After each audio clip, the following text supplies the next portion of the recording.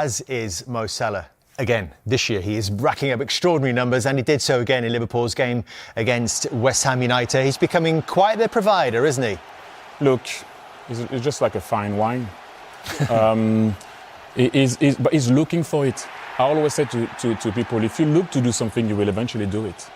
And the way he's been playing recently, I mean, the way Slot also is putting this team, like, ball is going. Look at this. It looks so natural, Thierry, when he strokes the ball. But you have to give lefties a bit more credit. Because you know why?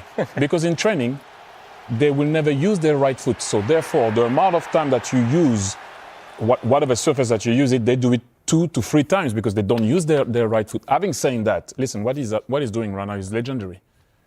That's exactly what it is. Racking up extraordinary numbers. In a 38-game Premier League season, he now has the most goal involvements, 27 goals, 18 assists. He's gone above Erling Haaland and the great Thierry Henry, who's on there twice, by the way. I didn't know that, you know what? Seriously, I didn't know. I told you before, I didn't know. Mind you, Mo Salah's on there a couple of times as well. We've got another one for you. The most assists in Premier League seasons, and Thierry is leading the way, along with Kevin De Bruyne, who features 4 times, and we will be talking a bit more about this later on, but Mo Salah is only 3 shy of breaking that record. But later on, we are talking about some of the assist kings of the Premier League with the company of Thierry, who is the expert in this domain, Kevin De Bruyne, who will be saying goodbye to in the Premier League, and Mo Salah, who's, of course, signed on for another couple of seasons. That's coming your way at 10:30 tonight. With Thierry on the Monday Night As you said, I was an expert. Yeah, I got invited to a couple of parties. Those guys, Kevin is an expert. We think you're a star man at the party as well. Right, so let's get to the rest of that Liverpool game. It was tense for a while, Jamie. It was a very poor second half, certainly from Liverpool's point of view. West Ham really came back into the game and thoroughly deserved to get their equalising goal. Really, I mean, it was poor from Liverpool. Jarell Quansah comes on at right back, and I just don't think he sees Wan-Bissaka whatsoever. But it was all about Van Dijk and Andy Robertson, and I still can't wait. I mean, it was I think tackle. Andy Robertson gives us a clue here, Jamie. Yeah, I mean, listen, he was frustrated, and Virgil van Dijk, you see, he can't even look at Andy Robertson. For the avoidance of doubt, he's saying Verge. Yeah, that's what he said. But listen, that's what's at stake. As I said, whether in the second half it was nervousness from Liverpool, lethargy, it was a really slow second half. But we're just going to look at these stats now and in the second half. So before the West Ham equaliser, obviously 40 minutes, we see the time. Only 2 minutes until they get that winning goal. The shots, look at the difference. One shot in 40 minutes before the equaliser. I didn't feel like I was watching a Premier League game in the second half. It wasn't until West Ham scored. You felt like the game come alive. And in that 3-minute period, 5 shots. Yeah. And double the amount of touches in the opposition box. Yeah. What happened then? Well, I just want to look at it. I want to look at Virgil van Dijk. And what it... So do you think he felt a bit guilty? I think he felt guilty. And I think it was almost something that you would do. But you're a striker, where it's like, I'm going to win this game. I've got to win the game for the team.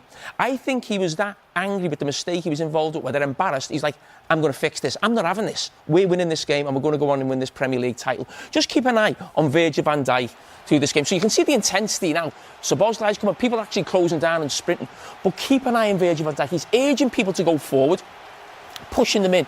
But as I said, he's a centre-back. He can't really get involved too much in what's happened here. Look, clapping his hands here now. Quick, take the throw in, quick. So this is a man who wants to get involved in the game. Liverpool get the shot, but just keep an eye on Virgil van Dijk. Look, he's got his head in his hands. You think they've missed a chance. Look at him. Look. Peeling for the corner. We've got the corner. And he actually celebrates the fact that they've got a corner because that gives him an opportunity to rectify his mistake. Look, he's telling the people what to do with the corner. This is a captain. In a tense situation, Liverpool going for the title, but now he can do something about it when the ball comes in the box. And we actually know Liverpool's record from set pieces this season is as bad as anyone in the Premier League. But it was almost as if Van Dijk was saying, I'm going to score here. I've seen you do that when you get the ball at your feet and you think, I'm doing something. A couple of times it was against me. But you see Virgil van Dijk now, he should actually score there. He's against Fulkrug in that position. But look, he's got his hand up again. He wants the ball in the box. Now this is really telling. Keep an eye on him here now, Virgil van Dijk. Now, normally a centre-back would run back. He sprints in here to try and stop here. He then sprints in here. He's pressing, he's counter-pressing. He's the centre-back. He doesn't run back to position, and look at his reaction. We've got another corner. So, again, he's trying to lift the crowd. He's permanently involved in the game, emotionally, because of what's happened at the other end. I think even if this game's 1-1 and he hasn't made the mistake initially, I think on that first corner he probably runs back, but he wants to do something about it. And then nothing can be better than doing something about it in terms of getting the winning goal at the Kop. Again, he's up against Fulcrum, little touch, great header, and you just see that celebration, and you see that. And as I said, that's when you think about great captains, and I always think of, moments where, you think of probably Roy Keane when you think of that game away in Juventus. I'm going to get this header to get us back in the game. That was watching a proper captain performance. He's made the mistake. He made a mistake last week, by the way. He's made a couple in the last 2 games. You don't see it too often. Kissing the badge. Yeah, but it was just, I'm going to do something about this. That was a special sort of 3 or 4 minutes from a special player. You guys often, I'm saying that collectively, often talk about personality and character and leadership. Is that what we saw there from Virgil van Dijk? Well, we've been saying that for a very long time. This is why I keep on saying this is the most important player to sign. You have guys that are maybe way better technically or other stuff, but this is like the foundation of the club. You saw it. He just went into a mood of, I want to score. Who can do that? He said, I want to score, and he went to score. That you don't have that often. But the fact that, for example, if he was in that back four of Nottingham Forest, you don't have the coach. The coach doesn't have to get up. He will sort it out. And yes, he will get caught sometime, and we've seen it. But more often than not, he will stop a counter with his mouth. He doesn't have to defend. He's very clever. I said he's the most important player at Liverpool. Then you have the most valuable player, is Mo Salah. He's the most important. Virgil van Dijk leading from the front yet again, and because of that victory, they are ever closer, Liverpool, and this could be it. If Arsenal were to lose against Ipswich at Portman Road, it could happen, Thierry, you never know, on Super Sunday next week, then Liverpool would have the chance to clinch the title by beating Leicester City in the game that follows it. So that's Super Sunday sorted for you on Easter Sunday. So we're talking about the teams who are going to be in Champions League action in midweek. The big feel-good story around the Champions League is Arsenal, who are 3-0 lead against a 3-0 lead against the European champions, a 3-0 lead against the 15-time European. Must mean that all Arsenal fans are feeling incredibly confident about going to the Bernabeu. Why wouldn't you? You have to feel confident being 3-0 I was up. joking. Every Arsenal fan I speak to is terrified. No, but the thing is, Kels, naturally you're terrified because we're talking about the winningest team in the competition and the players that are on show. But what I saw them the other day. I watched them close. I watched them. I've watched Vinicius, I've watched Rodrigo, I've watched Mbappe, I've watched the fact that Jude Bellingham's got to do so much work that if Arsenal can keep the pressure on them by making those players have to try and come back, which they won't want to do, then you will probably score again. But, it's Real Madrid. It's almost like you don't want to play Liverpool or Real Madrid in the latter stages of the Champions League, especially quarterfinals, because something happens, especially when you go to their ground.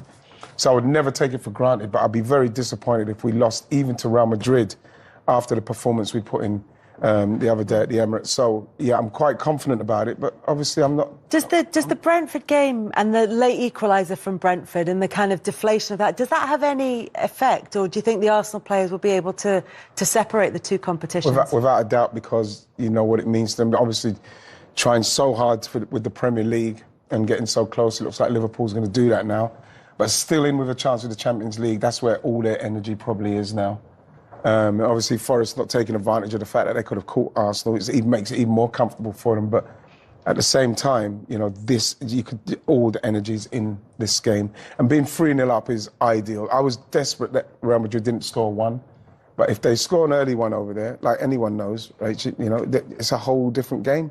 They've never come back from 3-0 down before, Real Madrid. And now they're playing us. And so, the first time they've ever come back... The first answer was, why wouldn't you be confident? And now you've started talking yourself... You have to be confident because you're 3-0 up. You have to be, but you're against Real Madrid. So you can't ignore that. I think that's the bit And that gives Camavinga getting confidence. sent off at the end. Well, and I it mean, just- that's one of the worst you'll ever see Camavinga at gets that level. Exactly. Yeah. At that level, to see I somebody know get sent Arsenal, off Arsenal for may that. struggle with goals in the Premier League, but Real Madrid have got no defenders left. I mean, Rudiger's the only one standing, I think, at the end of that. So it's looking really good for Arsenal in the Champions League. It's whether that kind of has a knock on to the Premier League and vice versa. I don't think, honestly, Kels, I don't think so, because I just try to picture myself in there, in the predicament that they're in now, where they are in the league and everything, and I wouldn't be thinking about anything else other than that game now and getting through that game. You're going to Real Madrid. Like, you just, as a player, like, you just can't wait for that. I think there would have been some residual disappointment from the weekend, but I think you would quite quickly change your mind, because you're going, do you know what? We had the buzzer through the week. I mean, Declan Rice must just, I'd just love to be in his head for a second, just like that feeling. You know what would have been good with that though, Rachel? Like you mentioned me over about the chances. Is Declan scored 2 out of this world free kicks, but we created other chances where I'd like to have seen us score them in open play. Yeah. Because you don't want to feel like, oh, if we need somebody to score another 2 worldies just to keep ourselves in it. So you're hoping, Kels, that we can play like we did, create chances and then try and take them this time.